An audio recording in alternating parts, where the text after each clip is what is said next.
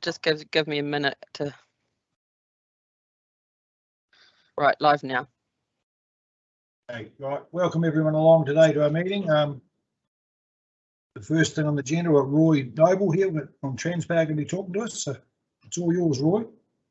All right, thank you very much, Robert.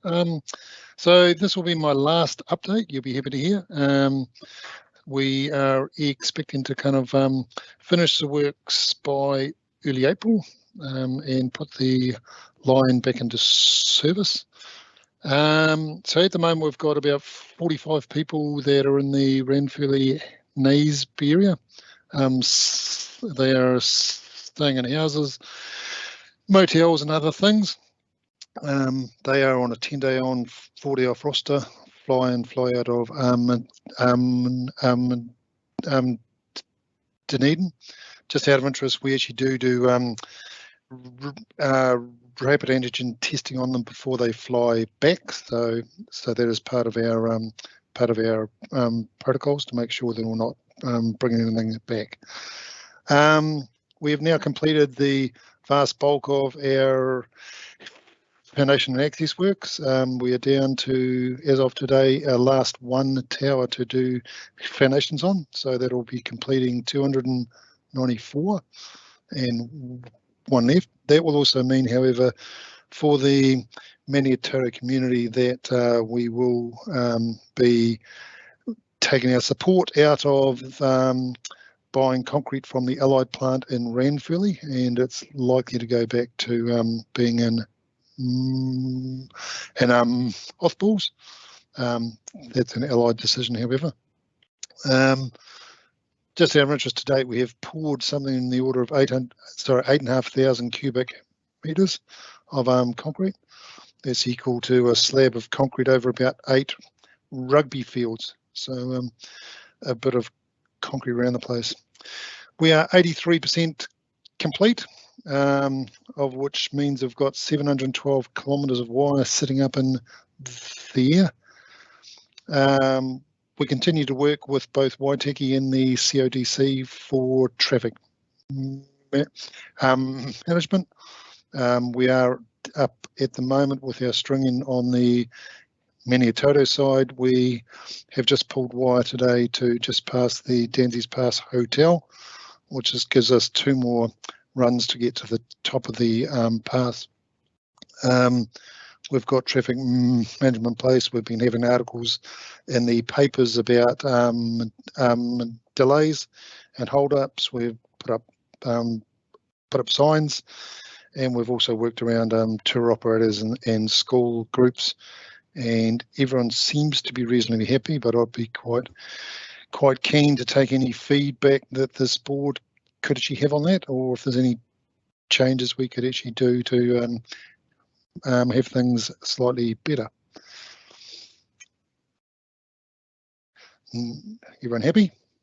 Cool. I've talked to a couple of the workers up there, and they seem easy to get on with. And I noticed that whenever you go through up at the pass there, they're always quite happy and smiley and wave, and seem to fit in quite well as a community. There's a few play golf after work the odd time around Ranfurly. So. Oh, cool. We do acknowledge, though, that we have done some damage to the Danzies Pass road from the pub onwards, and we have done a survey with the CODC roading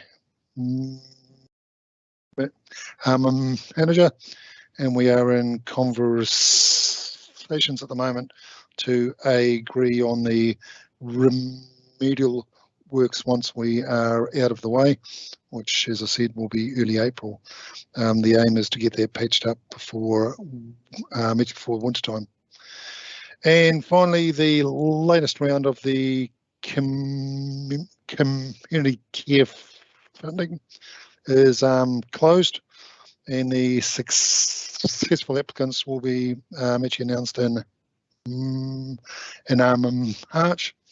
We have targeted the Naseby, Ranfurly and Livingston areas for funding, so watch this space. And that's about all I had to say, other than the community has been fantastic to us, farmers, property owners, businesses. So thank you to everyone for actually hosting us on the project. Quite right, Mark and Roy. It's been an interesting to watch, a lot of it going on down the roads, how things are done. And that's been a good experience for everyone, I think. Good. Well, hopefully we won't be back anytime soon. For 20 or 30 years. You never know. Yeah. That's good. It's good to see the project went well and didn't have too much adverse weather. Yeah, we've only got about another 3 or 4 weeks to get over this Omicron thing, so hopefully we can eke it out till it's all over anyway. That's extra good. Right, thank you, Roy. Thank you very much. Thanks, Good Roy. day. See ya.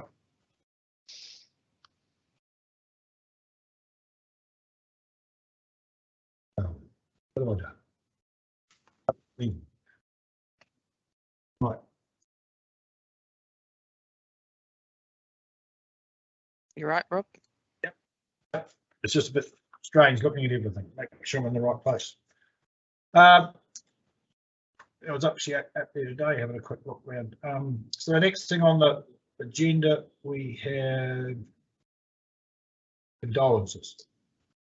Just like everyone who stand for the mark of respect for the deaths of the Manitoto community members as Jeff Foster, Gary Burrows, Kevin Weir, Errol Reid, Bruce Wheeler, Betty Foley, Murray Brassel, and Beverly Landmark.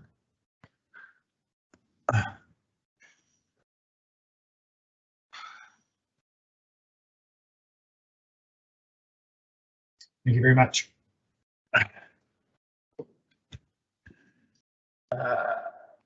Right.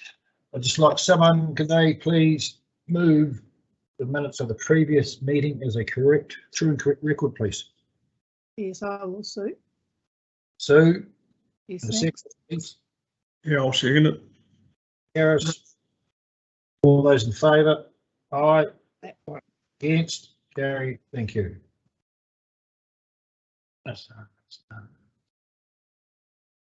to remind members, if they feel they have a conflict of interest in any of the matters arising today, to please say so. Rebecca, appointments to external bodies. Thank you. So this report, you'll remember at the last meeting last year, we had a bit of a workshop looking at the external organisations that the board has representations on, and to see if that list was up to date and if it needed a bit of tidy up in preparation for the election later this year. So this report tries to articulate the thinking that was that came out of that workshop and agreed to, and so I'm suggesting that the role on the Pātero water scheme be looked into, just to see if that can come off the list. That the design and location of the sun for the Interplanetary Cycle Trail Working Group and Manitoto Promotions Group be removed, and that the role on the Arts Council and the Ice Rink Committee be liaison positions. Are there any questions? I don't think so. I have. Anyone have any questions? So the ice rink. What was that? Sorry, Sue. So who looks after the ice rink? Yeah. It's the mayor, isn't it? Yeah. Oh, it's the mayor. Yeah, that's me. I'm on that board because there was council funding put into it. Yeah. Not on the board, I'm the liaison person for that board. Oh, the liaison. Oh, yeah. Okay. Yep. Anyone else? Questions? Everyone happy? Yep. Let's move that report there. Accepted, do we? Where are we? Yep. So the recommendations. I'll move the recommendations. Who was that? Mark. Mark. And we have a seconder, please. Hey. Stuart Duncan? Yep. All those in favour? Aye. Against? Carried. Thank you. Thank you, Rebecca. Right. Where are we next? Leanne. Leanne, you're back again. I am back again. Good afternoon, everybody. So the purpose of this report is to bring to the Community Board the 2022-23 proposed annual plan budget and also the fees and charges schedule for the same year, 2022-23. So I'll take the paper as read and just focus on a couple of the highlights. When we adopted the long-term plan when Council adopted the long-term plan in June 2021, the proposed rate increase across the district was at 7.8%, and we were hoping to bring that down to 7.6%.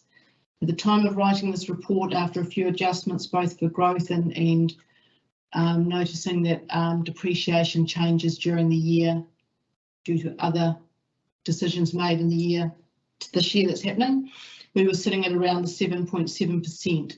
Since then, and with meeting with the community boards, we're sitting around 7.4, 7.5%. We'll do a final model once we've completed all 4 community board meetings, and today's one is the final one of those. In terms of the Maniototo ward, with everything, all your district-wide rates, including the water, you're sitting at 4.7% increase. When you look at which is lower than the district-wide. When you look at the specifics to the Maniototo ward, and you see that in the attachment, you'll see that you've actually decreased by 1.2% for your targeted Maniototo rates. Also attached in this paper is the fees and charges.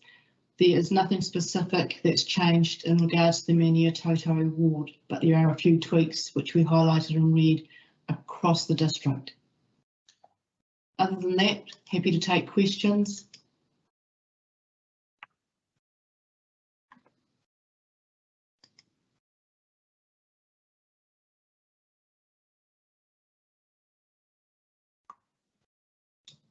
Looks reasonably well explained anyway, the way you write it out there, I can understand it. Thank you. Anyone else got any questions for Leanne about anything in here? There's not much change, not much overall change really. Correct.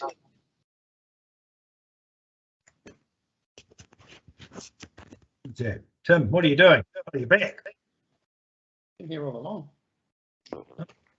Based on For the that. next item. Right, so we need someone move that. Oh, yeah. I'll move the report we received and we receive recommendations A, B and C. Option 1. Right. A seconder for that, please. Yeah, I'll second it. Mark Harris. All those in favour? Aye. Aye. Against? Gary, thank you. Thank you. Thanks, Leanne. Tim, how are you today? Very good. A beautiful day here in Clyde, and yeah, just sort of like everybody else waiting for the storm to reach us, which is inevitable if it isn't already here. But anyway, been a while since we've been together. Shame that we're having to do it virtually. So things have been happening in the Manitoto for me. I attended the opening of the Eden Hore Central Otago exhibition at Naseby on Christmas Eve. That was an excellent event, and that exhibition will now be is now in Central Stories, I think, to the end of the week, and then McNulty House in Cromwell in the near future after that. Haven't heard how well it's been attended or not, but I think it's good that it's out there for people to see anyway. I got invited to a needlework group meeting at Pakiaroa. That was last week. Just an excellent opportunity to catch up with some locals and hear their concerns. Mostly we few roading issues, which were passed on to James, wanting to talk about Three Waters and stuff like that. So it's always good to just meet up with whatever group. Doesn't worry me what they are. They didn't get their needles out, luckily, while I was there, so that was encouraging. And attended the Maniototo business breakfast this week along with Stu. It was a really good turnout, actually. I think it was 15 people there, which when you look at the number of businesses would equate to a couple of hundred in Cromwell, so it was excellent. Good to see new businesses turning up, as well as older businesses with new and enthusiastic owners, and one couple who work in the travel industry who haven't been able to really do anything for a couple of years, who are now run off their feet, and deservedly too, because they're very good operators. And it just made me reflect with hearing of the general store being open in Naseby. I was at Waitangi weekend. I was at Glenorchy, and they've got four hospitality type places. They've got the general store, the pub, the lodge, and the cafe. And when we pulled up, the lodge was all boarded up with 4 lease signs out in front, and the Glenorchy cafe, the GYC, they were having their last day the day we were there. So it really makes you realise just the impact that we haven't felt as much in Central Otago as has been felt in other places. Good to see good progress being made at the school. Went and had a look at that, and I continue to speak at 7:30 every Thursday morning on the burn. And that's been my lot in the Maniototo. Really happy to take any questions anyone may have. Any questions for the mayor? You survived the needle point. It's all right then, up in Panorama. Yeah. No, all good. Good bunch of people. Bloody good biscuits. I'm very happy, fat boy. What do you think of the business meeting the other day? I thought looks like there's a 2-staged economy, don't you? How do you mean, Stu? Some people, the effect of turnover is really starting to bite, you know, and then supply chain issues like to the supermarket and the pharmacy and even Richard Smith. But then the ones that have been in those other areas where they've been well supported by the rural community, they're really going well. But the service centre sort of part of the town is actually struggling. Yeah, it's. I think you got a good point there. I mean, hospitality, again, even though we haven't seemed to have felt it here as badly as others, is still hurting. Whereas if you're connected to farming at the moment, I think other than that supply chain and the labour problems, the money seems to be flowing. So, yeah, look, it's bloody strange times, isn't it? And one of the things I'm hearing a number of people saying that worries me is I'm just too busy at work. We're a small team, or I'm on my own, or it's me and my wife or my husband or whatever. I'm not getting tested. I'm not scanning in. I'm just going to keep going. And I just don't know if that's the right way to go about things, really. And I think whilst we hear Omicron's a weaker bug, and it is, you know, I think nobody's still in ICU. It doesn't mean it's pleasant. I think I said at that meeting, Stu, I got nephews in Australia who got it, and one of them said it absolutely walloped him, and he's a young, fit man. So we need to still be taking this seriously. But it'll be bloody good when we're out the other side of it too, won't it? Hopefully. The concerning part to me of that meeting the other day was the deliveries of pharmaceutical supplies to the pharmacy. Yeah, like there's some they can't get now, and they've got to go down to smaller doses, or you know, so that if we have a major supply chain of actually even be able to get prescription drugs in a wee place like the Maniototo, and other regions are out, we may not even be able to get some normal drugs for a heart, you know, So that's more of a concern than anything. Yeah, that was, I hadn't heard that before. And hopefully they're isolated cases and those supply chains are sorted out. But that's a bit nerve-wracking, particularly if you're, you know, dependent. And with your 3-month supply, you know, from your doctor, you can't sort of stock up in advance, can you? I suppose the pharmacy will know what's coming. They're a good operator there too. So, but yeah, but look, it's going to be a difficult time. There's no question. I guess I just keep coming back and going, well, it is a bit of a 2 years of an absolute show of things, but where else in the world would you wanted to be dealing with it? And we are now getting to a pointy end that just about everyone in the rest of the world has had. We've got to get through it so that we can get out the other side, I think. And I think you're quite right, Tim. People just got to keep doing what we've been doing. And you might like some of the rules that are out there and the situation you're in, but it has proven to be effective, hasn't it? Yeah, and you know, I have heard people say, "Oh no, look, I'm vaccinated and I'm fit and I'm healthy and I'll be all right." But that's you might be, but you know, I've got an old fella living straight over the back of me here. He won't be, you know. So you just got to think about your fellow man, and 99% of people do, I think. Yes, yeah, that's right. Questions for Tim? No, thank you. Cheers, team. Keep up the good. Community's going to need you more than ever over the next month or so. Yeah, it could be interesting, all right. could be very interesting. Right, do we have to someone move that? With mayor support. I'll move it. Right, I'll is there a second second? Stu, all those in favour? Aye. Aye. Against? Carried, thank you. Right, tomorrow. Right, I've been to a couple of the Turihura community meetings. They're tracking along quite nicely. It's an interesting group of people they've got up there. One diversity to another. The pool structure is on hold-ish. Well, I think they're waiting for all the bits to turn up of the building before they actually start it. It's just, as Stu mentioned before, the supply chains of everything is hard to get stuff, so they're waiting there. They had quite a discussion the other night about their 50k and 70k signs about where they were going. I didn't say too much about it actually, because I hadn't heard back from the roading team about what's going on there yet, so we're quite keen to get them moved out further. I don't know how that would go. And to her, it's hard enough to get people to slow down as it is. I was up in the Danzies Pass this morning actually. I've been talking to James Cullum about the road up there. I went up there for a drive.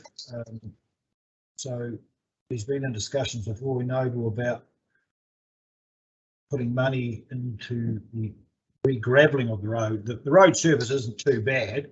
There's a few potholes, a bit of corrugation as you expect, but look, James says most of the gravel's been blown off the road.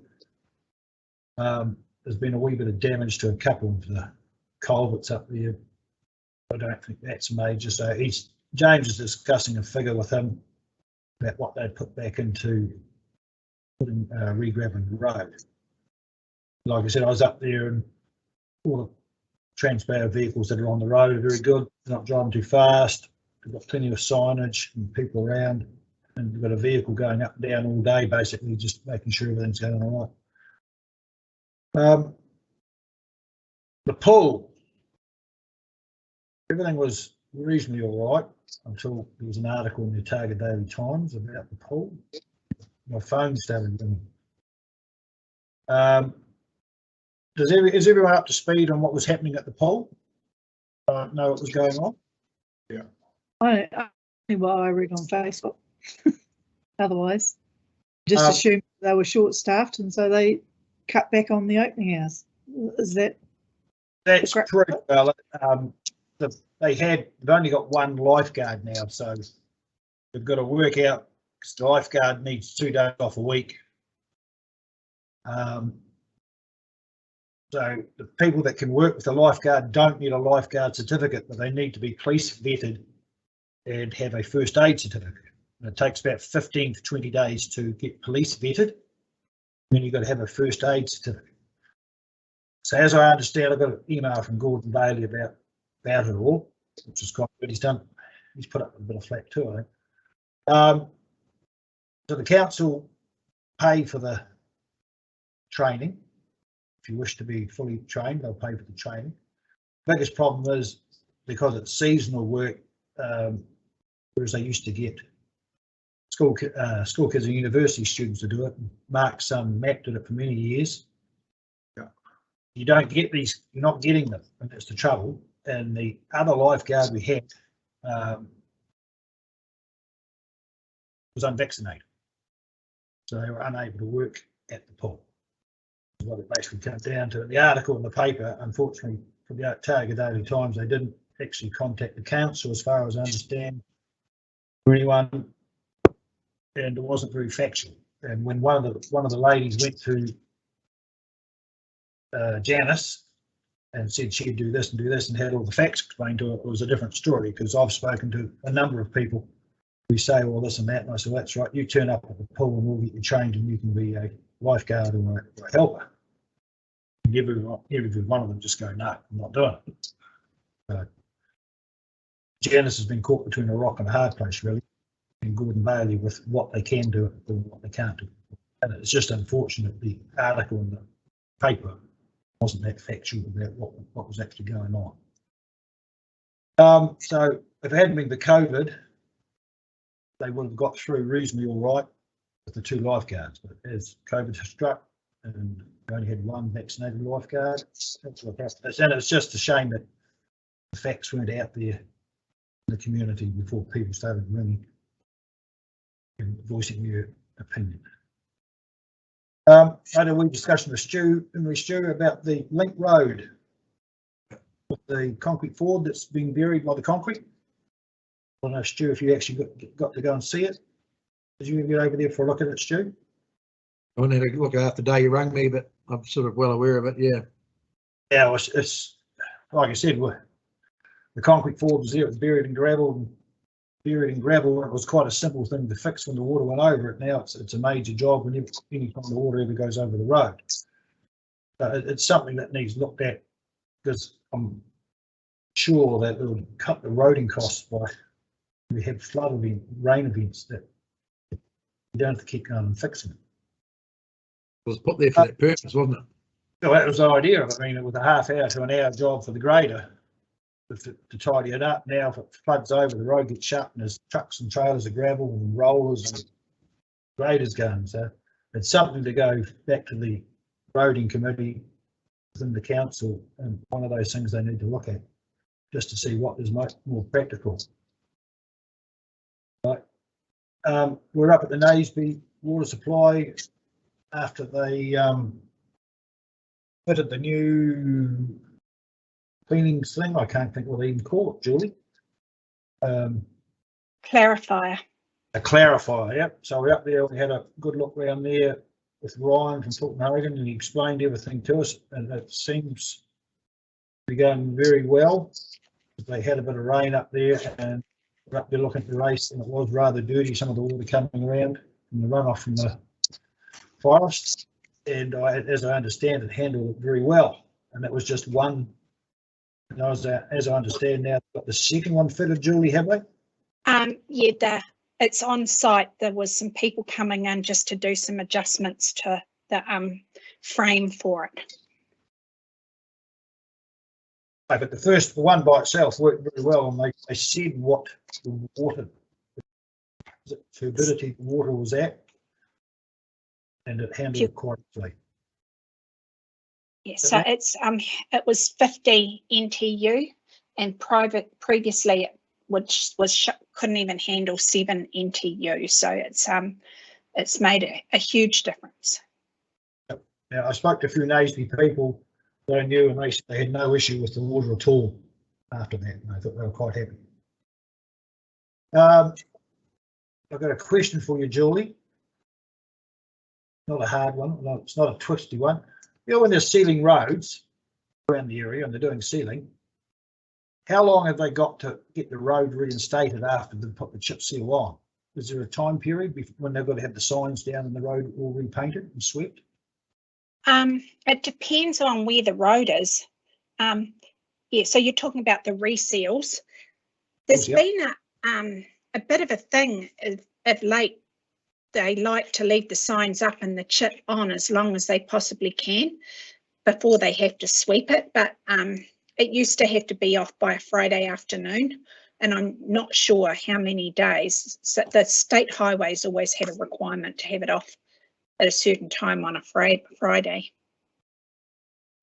Yeah, now I just noticed there's a bit around the town, around the district, where there's signs are out for 6 or 7 days, and half of them have fallen over, and the traffic's just flying through it, through the 50k zones at 100, 110. Yeah, I'll pass. So is that on our roads or the state highway network? That's on. There's some there at the way to Chatter Creek up near, and they've just done the Chirihua Road now, and they've done a few bits and pieces. Yeah. Roads to say there's some there at just the Ramford side of the Chatter Creek pub where was it Paul Smith? They did where they're putting a new subdivision, is it? And those signs have been 6 months lying on the side of the road, and the cones and everything out there. Yeah, I'll follow up on that. I know with our roads, particularly in the urban areas, they do like to leave them for a while, if they can, because we've had.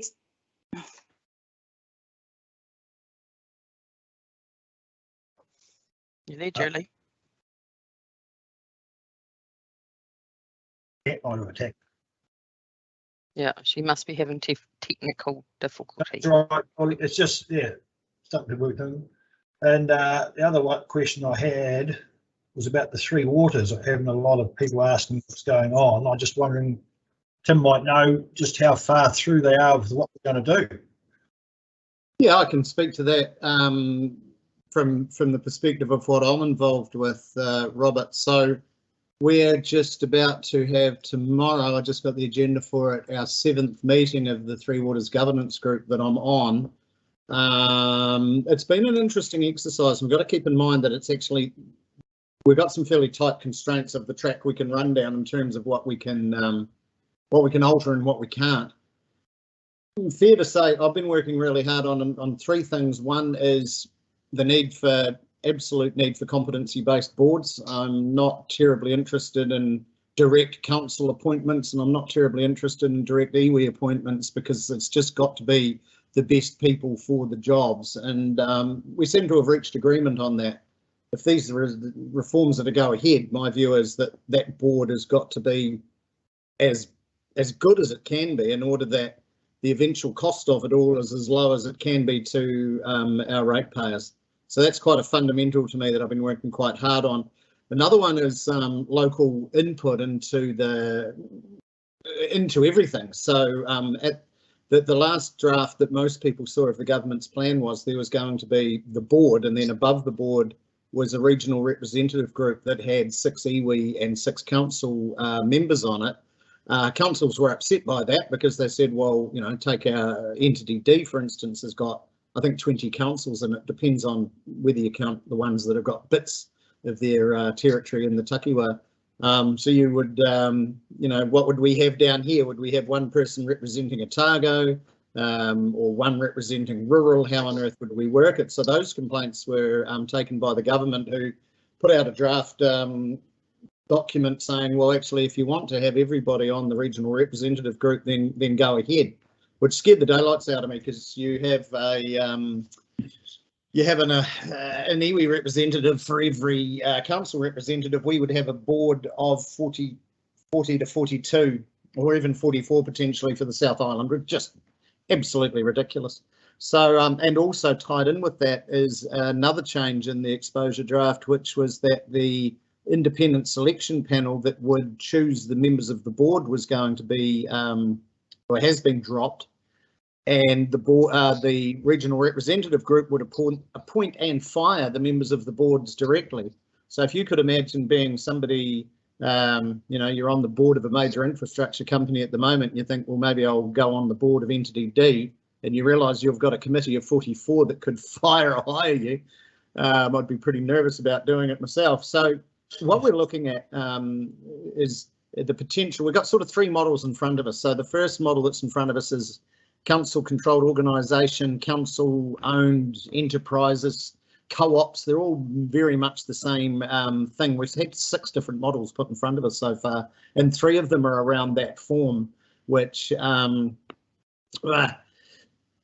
my view, there's a couple of problems with it. One, it doesn't bring iwi in.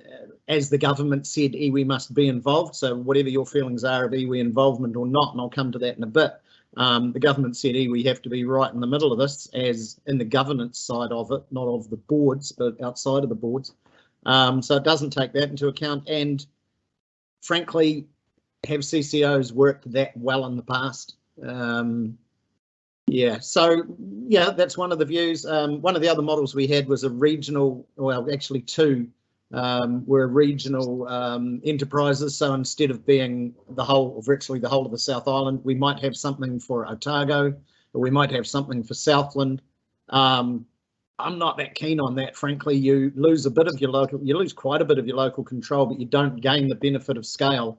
And the Otago Southland Merrill Forums combined to get a study done by Morris and Lowe on whether that would work for us, because we said, look, this is way back. If that's going to work for us and lessen the damage, let's push really hard for it. And they come back and went, look, you're not going to gain that much from it in terms of lower costs, which is what this thing's all about, then that makes it worthwhile. So not too attracted to that.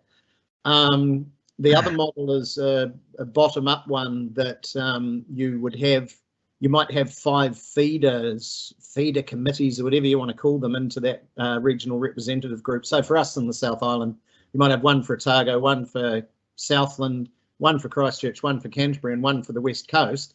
So for us in Central Otago, we would have a seat at the Otago feeder one going up. So we would be guaranteed to have a voice heading up into the main regional representative group, and then that group would have one representative from each of those smaller subcommittees. So that way each council's got a voice, but you don't have this ridiculous bloated committee of 42 or 44 at the top. So that's got quite a bit of attraction. We're still working our way. We've got 2 more meetings to try to work our way through.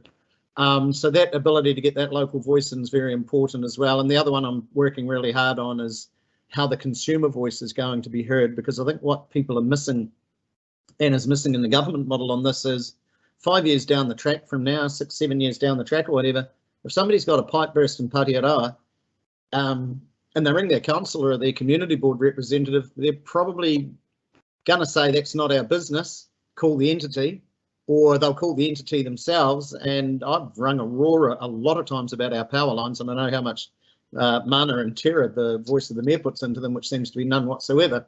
So I would suggest that we need some other organisation that consumers at an individual level can go to. So the regional representative group and the little subcommittees, they would work more like, why has Naseby got water problems, for instance? I shouldn't pick on Naseby because we've just heard some good results from there. But, you know, if a town's having continued problems, or there's a big subdivision that the council's wanting to do and it's not getting put in, that's what those committees would deal with.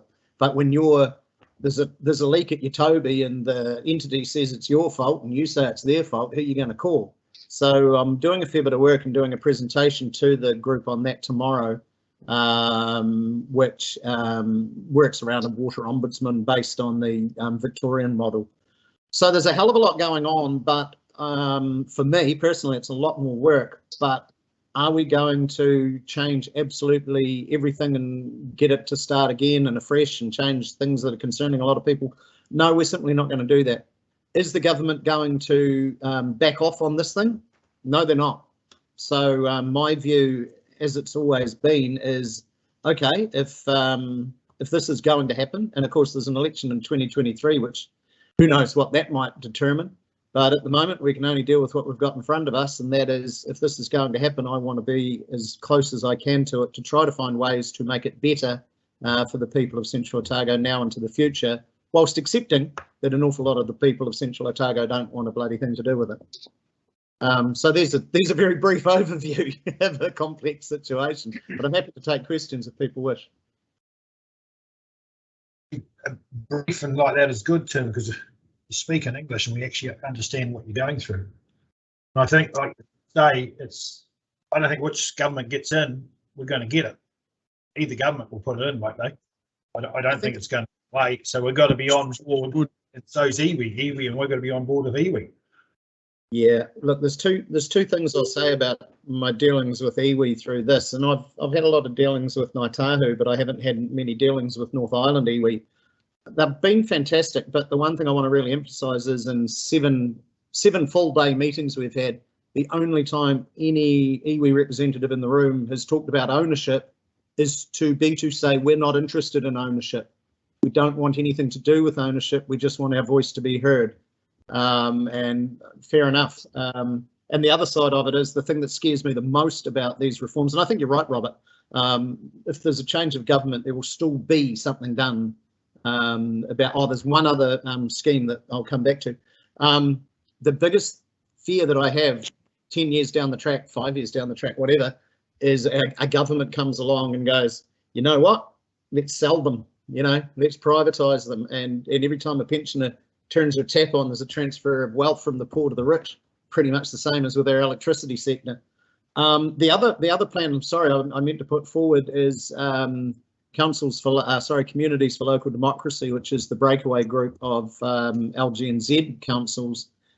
They put up a council operated organisation. It's a council controlled organisation and everything but name.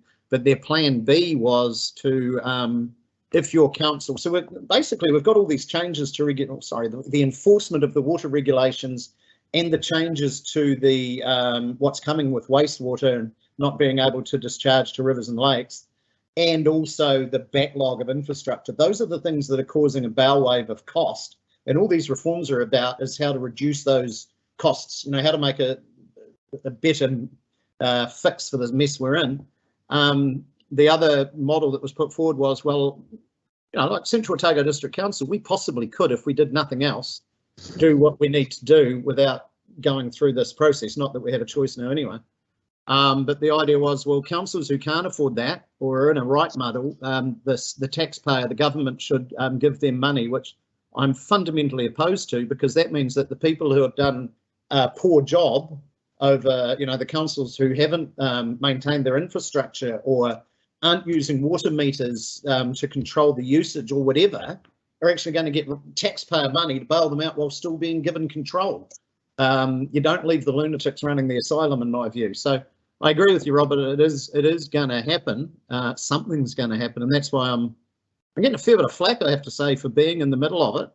And that's fine. I've got a fairly thick skin, but I feel like I'm really making some achievements in terms of that meritocracy-based board, and particularly having gone through what we've gone through here with Aurora. I want to make sure, I realise the Maniototo hasn't, but I want to make sure that the ability for the consumer, not only for the consumer to say, my pipe's broken and you're not doing anything about it at an individual level, but also for that data to be fed up to the regional representative group through the Ombudsman. Because I think if we'd have had some external organisation keeping an eye on how many power poles were falling over or how many power cuts there were in Central Otago, the issue with the then Aurora mismanagement would have been stopped a lot sooner. And that's what I want to see with these organisations, is if they could become big and bloaty and don't care about our small places, there's going to be a way that they can't hide from that data. Yeah, no, Right. Pleased to see that. When I was, sorry, but when I was studying economics, all I can hear in this argument is these economies of scale. There was such a thing as a diseconomies of scale, and your bloated bureaucracy, which is what's going to happen. And I can't believe that this is set up much along the lines of a DHB, where you've got 3 levels, and the only level that counts is the government can cop out. They're trying to dismantle DHBs at the moment, so it shows you how effectively that's worked. But never mind, keep up the good work, Tim. Yeah, look, there's definitely risks that this could go badly wrong, and I think it how you will stop that happening, I don't know, other than to keep the ability for the community to say this isn't good enough. Yeah, I don't know. The overseas experience is that the economies of scale do kick in, and I'll be really blunt, as I have been with my fellow mayors. I don't know if I told this board, but we had a meeting of the rural and provincial mayors, I must have been about November, by Zoom. And I said, could you put your hand up if you've got water meters in your towns and you use them? And a very small percentage, maybe it was hard to tell on Zoom, but maybe 20% put their hands up, and then most, if not all of them, said yes, but only in one town. We're working towards it, whatever. And as far as I can still ascertain, there's only Central Otago and Kapiti that have got water meters on all their town supplies. When you have water meters, and Kapiti's found exactly the same as us, you drop your OPEX by 25, 26%. And CapEx, obviously, when you're building new stuff, you're not having to build it as big because you're not wasting 25% of your product. And something like, I've got to always say, I haven't done, this is anecdotal, but something like 80% of our ratepayers wound up paying less for water once we put the water meters in than they did before. Now, what proper organisation, this is what made me fairly unpopular with some other mayors, and made Christmas a bit awkward, what proper business would get told, here's something you can do to drop your OPEX by 25% and not do it? And if you want to talk about efficiencies, that's the very first thing that these outfits are going to do, which is a pain in the neck for Central Otago, because they're going to be several years putting water meters into the rest of the place. But that decision's a no-brainer to put water meters in. There's only one reason for not doing it, and that's that it's not popular. It's not how you run a business, and that at the end of the day is what councils are. And if it keeps your costs up, there's no excuse you shouldn't be doing it. So anyway, that's my rant. You can imagine how that went down with some of my colleagues. You say that now. You are the mayor. He put it in. He didn't have a great run either, though, did he? Well, as I say, the mayor who put the water meters in got third in the election afterwards, and the mayor of Kapiti got second, but that was only because there weren't 3 people running. People hate the idea of water meters, but again, if it's explained properly, right from the out, if you go to anybody and say there's a 4 out of 5 chance that I'm going to lower your costs by doing this, they'll go, bring it on, no worries. Yeah. It's just that myth that people think that the water comes free. It should have been explained better at the time, but how's hindsight and all that? And maybe it was, I can't remember. I wasn't on council then even. But yeah, it's interesting. So it will in years to come too. Yeah, it's going to be ongoing, obviously. It's actually very well explained. Very well explained. It makes it easier. Thanks, Robert. Thank you. I've only got one other thing to say. Now, I don't know if the members of the community board realise there was a guy trespassed off the council properties. Does everyone know that? No. Yeah. No. He was at the library and had already been told that he couldn't come in the library and because he wasn't vaccinated and stuff like that, and threw a bit of a hissy fit and got a bit abusive. So he's been trespassed. Won't mention any names. If find out later on, off all CODC properties. And the biggest problem was the lady he had to go at was the local policeman's wife. So it was the cleverest thing he's ever done. And that's me. All done. Right. You want to do that? Do we have to have a move that for that, Wayne, or yes, yes, please. Yep. just I'll move Chair's report. I'll second it. all those in favour? Against? Thank you. We'll move into members' reports. Who wants to go first? Seeing I can't see anyone. Yeah, I'll go first, Robert. Sue. Going to turn your camera on, Sue. Is it? Is it on? Yep. Cool. Yep. I've actually only got about 2 or 3 quite low key things. The pool was sort of the big one, and really it's probably going to get worse because we really got all our eggs in one basket by having one person that's qualified in there for the pool to be open. So if anything happens to them, they get sick or whatever, then it'll be shut. So that's not going to be very good. And it's such a shame because it's only open for such a short time. And probably this thing is going to happen each year, and it's getting worse each year trying to find staff. So at some stage we need to do a big brainstorming thing and see if we can work something out to sort of deal with that instead of waiting for it to come around, advertising and then getting no one. We need to look at why we're not and maybe do something about it. The second thing was there's a bit of the old roaming dogs rearing its head again. There's been some Facebook stuff about dogs, and I have to say that there are quite a lot of dogs running free in the dark and in the evening. And on a wee trip down to the post box, there was 3 dogs, one great big black tan and white thing in Perry Street, one terrier cross in Dungan, and one black Labrador in Caulfield, all doing their own things. And people are starting to get a bit sick of it. So I think that that's going to be rearing its head again.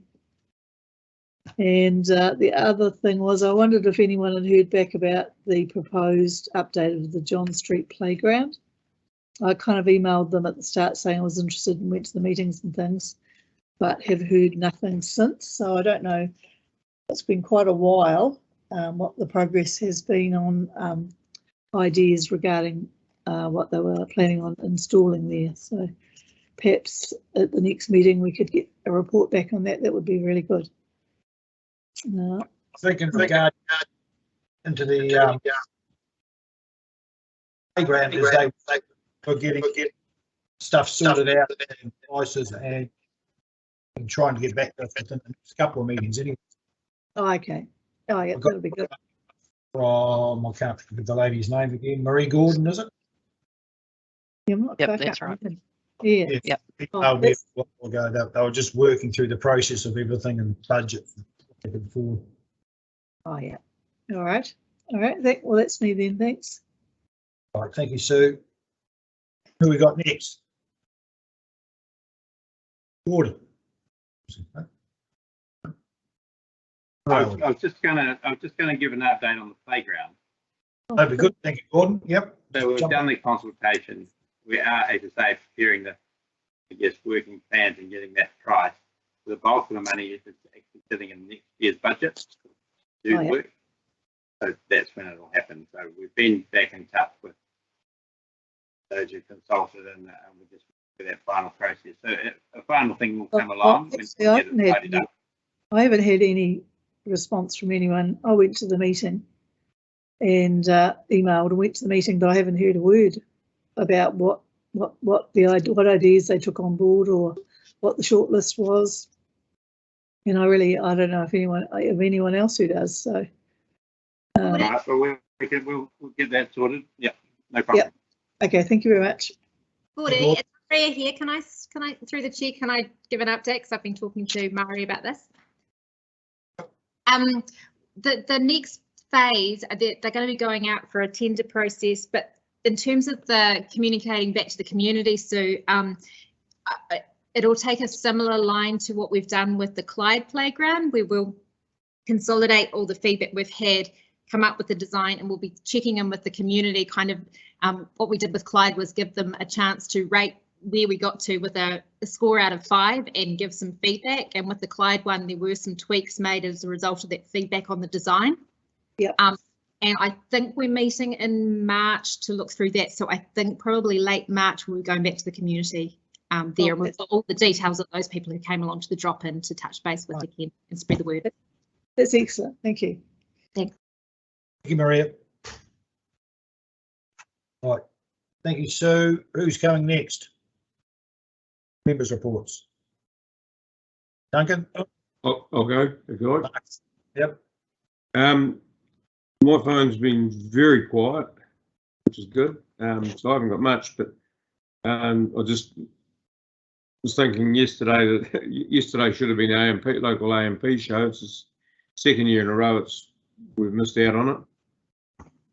And as Sue mentioned, with the dogs roaming around, I saw 3 down Thomas Street the other night, just wandering around. So yeah, they're definitely out and about. And that's about it from me. That's something we can talk to, who am I talking to? Rebecca, about the dog control coming back. Who's in there? Yeah, we could have a conversation, Julie. Yes, so Louise might, that's a conversation to have with Louise. We can, I can have a chat with her about that. Yeah, well, it'd just be good to see the dog control around Rainford every so often, just driving around so people could see them. Yeah. Might remind people. Yeah. Okay. Dogs. Right. Okay, Duncan, thank you. Mark. There you go, there. I'm all right, and fella. Yeah, good. No, I haven't got much to report either. No one rings me about the swimming pool or any other issue, really. So the only thing I was doing the other day was repairing the fence at the Alexandra end of Shortcut Road there, or the bypass road. And I see there's no speed sign on that bloody corner, which might slow people down a bit because it's a right angled corner and that fence has been down a couple of times now. Just wondering if there's any chance of that. Does that on the highway?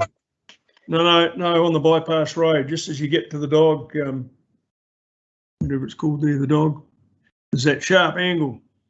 Okay, I'll follow up on that one too. So you just that the bend on the road. Yes, it's all right coming off the road because they're not built up any real speed, but coming the other way, if it's dusty or something, there's only just a couple of those arrows. Well, they're right on the bend, so you don't actually get to see them till you're at them. But perhaps just a sign a bit further back, just to slow people down a bit, because there's a tree starting to grow on that corner now. So the next bucket that gets through, it's probably going to hit it. So yeah, and that's about all I've got. I'm afraid, yeah. Haven't heard from anybody about anything. As long as it's not my dogs that are wandering, that's fine. I think your dogs would be too scared to wander, wouldn't they, Mark? Oh no, one of them turned up at bowls the other day. He thought it was great. He got patted and water brought out to him, and he didn't even bowl that well, to be fair. So that's me. Thank you. Thank you, Stu. Yeah, well, I've had a bit go on actually. We'll talk about the pool later. Yeah, did Sorry, business. Stu, do you want to put your camera on? Oh, not really. Okay, How's that go? perfect. Yeah, no, I did the business breakfast with Tim, and I thought that was very valuable because there's definitely, I felt a two-stage economy where its supply is going to be a big issue, and I think we never thought about the supply inwards. It's just exporting supply.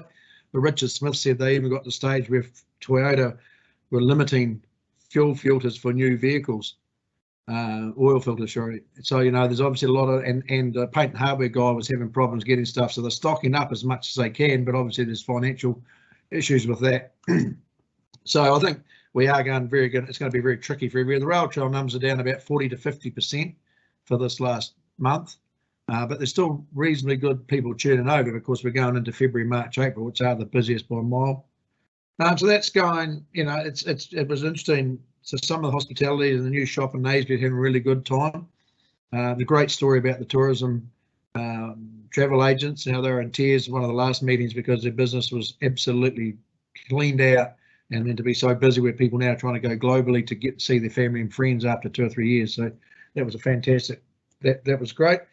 Yeah, that Road to Zero meeting, Tracy and I sat in on that Zoom meeting, was quite concerning, probably for our rural towns, and they were saying that there's no appetite. We talk about productivity, like all our stock stuff have got to be moved in and moved out. We go to doctors or dentists some stage, we drive into Alexandria or Dunedin's a lot. Productivity and time, we're a long way away and roads are vital. So they don't seem to be wanting to listen to anything, and we have had meetings at council, but when they see the ads on TV, they're going to be quite hard hitting, and the next ones will be the same. But I don't know what we do, because they're saying that there's no appetite, productivity, and they got anecdotal evidence that Fonterra buses, that tankers had gone slower, there was better, and everyone was happier and safer and all that. And it's like, well, actually, that may be the case, but when you get in a vehicle here and you're an hour and a half away from where you have to be at an appointment, that could be 2 or 2.5 hours. So, really bit of a concern there. Yeah, I had, in the day after Waitangi weekend, I had 5 people ring or contact me that are really angry, and a lot of them are angry about a lot of things, but and some of it was aimed at staff at council, which I thought was a bit unfair. But yeah, I've seemed to have had a whole lot of grief just of late, and I don't know whether the council, the staff, or us elected members deserve it, but we're getting it. We had a council meeting when Council Mark came up, and I strongly stood against it, where we had to go through a process to scrutinise the performance of us elected members of council and staff. It may come up after the next election and come back on the table again, but I just felt that everyone's trying very hard and testing times at the moment to do their job correctly, and it's very hard, and people are taking other issues out that are unfair, but that was just my point of view on that. We've got a pre-roading meeting. I am getting grief about bridges, so James and Julia, it'd be interesting to get a bit of a lead when we have our pre-roading meeting. Tracy and I have a meeting with the staff next week, I think it is, Wednesday or Thursday, to catch up to find out how we're going with that bridge thing. It didn't help with the swimming pool, with the same people getting on to council about swimming pools and roads, but that's something will come up. Yeah, the pool thing, I only got chucked in the deep end too, and I went back to look through all Gordy's emails, and I rang Sanchez. We all know exactly what happened, but I think there's 3 or 4 issues came up, and they put them in one pot, and then that went to the media because they're talking about paint wasn't been right. Well, it's not long been painted, the pool. The roof leaks. Well, it actually has been a relatively new roof. Where I just see in the last meeting we're talking about heat pumps for the heating of the pool, but never before on our meetings has it come up that we have a gym maybe attached to it, or other staff, you know. So a lot of people, when they got angry when they saw the headline, they all jumped on the bandwagon, and the council had nothing wrong, we should be doing this. Well, some of them are maintenance, some of them are staffing issues, some of them are compliance or whatever. So I sort of went on Radio Ranford and had a good yarn about it, but a lot of the questions were fired about what council was doing. They weren't informed, but I think they're very well informed, and it's tough on Gordy and staff. And the media lady rang me and she'd ever seen the latest report, and I said, I've just seen all the emails from council. And then I said, well, everyone's facing a shortage of staff issues, whether they're coffee shop, whether at the cottages or sharing gangs or truck drivers. Everyone's the same. So I think it passed, and they had their rant. And I'm not on social media, but I even had Ali in Christchurch send me all the stuff. But I think we can't do any more about it. But they tried to. It became a bit of momentum from angry mothers who had paid their fees for the year, but I think it's gone away now. But I got a bit annoyed about it too, because there's a lot of work got done and they started blaming council, and I got a fair bit of traffic really on it, which I was a bit annoyed about. I don't think it's gone away, Stu. Eh? I don't think it's gone away, the pool issue. Well, and the comment, I made a statement in the paper saying, well, at the end of the day, a lot of those issues are different issues that got drummed into one and became a council issue. And I think, people are getting sick of the wee pointing the finger blame, and no one's done anything wrong in the pool situation. And it is a staffing issue, and it's long hours, and it's hard getting staff. And if the paint comes off, it'll come in repairs and maintenance. It'll be a normal maintenance program that the Parks and Rec teams do, and that'll be no matter our pool will be Alexandria or anyone else. So, it became a bit of a bigger thing than it probably was. But I had some. Out of that, I just said to Tim at the business meeting the other morning, out of that you have some quite good discussions with people that bring their anger to the table that you can talk about and iron out a lot more problems. So a lot of other things got picked up in the way, so that was all right. Talking about the Eden Hall, it's going to be in Wedderburn, hopefully, beginning of April to about the 16th of April, and both hopefully the tavern and the woolshed at Wedderburn. So the collection will come through there and hopefully the busy part of the rail trail. So the tourism ladies have rung me the other day and asked if they can have the woolshed to put some of them in there. So hopefully that'll be good. So our own community can sort of see it there. And I guess it moves on to Naseby at some stage. With the tourism down, farming's been really good. And I think that's something that at the business meeting, the people that were, one guy said, we only need a farmer to come in and buy a bit of material from the paint and hardware and your whole week can be a whole lot better. And I think actually that's a big thing, that actually the farming community is very profitable at the moment. It is spending money, and I think that's important, that the businesses attached to the agriculture side of it are going to be carried through this bit of a downturn well, and I think that's probably always been the case. And when you look at the businesses that were probably exposed to the tourism part, which when I first came back from overseas, there wasn't a tourism industry here. There was no tourism, so they're probably a wee bit more vulnerable. But you look in the weekends, the cars on the road and the scenic tourism route and all that there's a lot of business still going around. So that's good that the farming is not in that cove. I think I agree with what Tim said about the way the other day, where there's a lot of farmers that I saw a guy from up the Hacker, and they're telling their staff not to check in and not get tested because they can't afford to be a place of contact. So basically, if you get sick, stay away, but don't let anyone know that you're sick. So there is a bit of that in the agricultural basis. And I'd heard a rumour the other day, one of the meat companies has got COVID, but since heard it's been a false positive. So they are the concerns down the road, losing your staff for a while. And other than that, that's pretty much me. It's been busy, like I say. People are angry, and they have taken their anger out on me for some reason. And it's from building consent issues to swimming pools to roads. And a lot of it has been aimed at staff, which is a bit tough because they're just doing a job. But there is a certain amount at the moment, and for a lot of people, it's financial pressure as well, and the unknown of COVID, and you've seen that in Wellington. But other than that, no, I think we just got to fumble through. Like I say, we lost the shows, and the communities have lost a lot of those things. All the wee bowling club ladies the other day had a meeting. They cancelled the bowling club, and they went through all the process of giving the funds out to them, and so the people are missing out, and it's been tough on the oldies, I think, going into this next phase and going into winter. So it's not going to get easy, but that's our job. We've got to support the community where it is. And even the fire brigade, we can't go to fire brigade now. It's a closed venue. So we just have to turn out to trucks or accidents, and it's hard on volunteers because, don't yourself, you're single man crewing a lot of the time now. So there's a bit more pressure going to come on the people that are doing those emergency services or community service jobs, and we're no different. But that's about it. And I think, we've got a meeting, Rebecca, this next week. Tracy and James and Rebecca and I on the road. Monday, Stu. And hopefully we can get some issues with the bridges.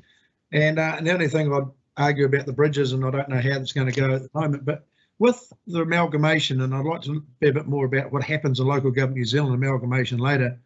I just wonder whether we shouldn't be thinking about, well, do we repair a lot of these issues we've got in our community, because it could be Dunedin or Waitaki's issue to deal with later on and fund. They'd have a bigger ratepayer base. So that's something I'd like to take back to staff and think about, even for all of our issues in our wee Maniototo, is whether anything we need done now, if we're going to get taken into reform, we shouldn't be frontlining and thinking about, well, we could be a part of Dunedin or North Otago in future, which have a bigger population base. So that's just something I've been thinking a lot about, because while we might put on a long-term plan now and think, oh yeah, we can only afford this with our numbers of people, but if the way this government or any other government are rolling through reforms, this looks like there's no two ways we're going to get chucked into somewhere else. So why don't we frontline our cost now, because it'll probably never be cheaper. Other than that, that's my report. And yeah. I'd like to catch. Does anyone else wants to catch up the Wedderburn pub tonight after the meeting? Be a good time in the heat. Bad ideas. Yeah. That's right. Okay, can I have someone please move those members' reports? Thank you. I'll move Yeah. it. I'll second it then. Sue, I'll second it. That, so was that I Rebecca? moved it to you. Mark? Yep. Seconded, Sorry. Sue. That's right. All those in favour? Aye. Aye. Against? Carried, thank you. Right, where are we? Governance report. What are we doing there? Where are we? What are we doing there? Where are we?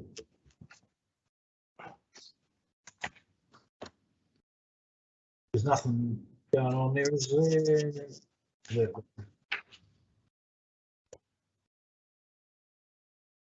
Where are we? Still on button. So Those on hold, aren't they? I think they're out next year. They're on hold. Can I have someone move that they be accepted those reports, please? Yeah, I'll do that. Duncan, seconder, please. Yeah, I'll second it. Mark Harris, all those in favour? Aye. Aye. Against? Very, thank you.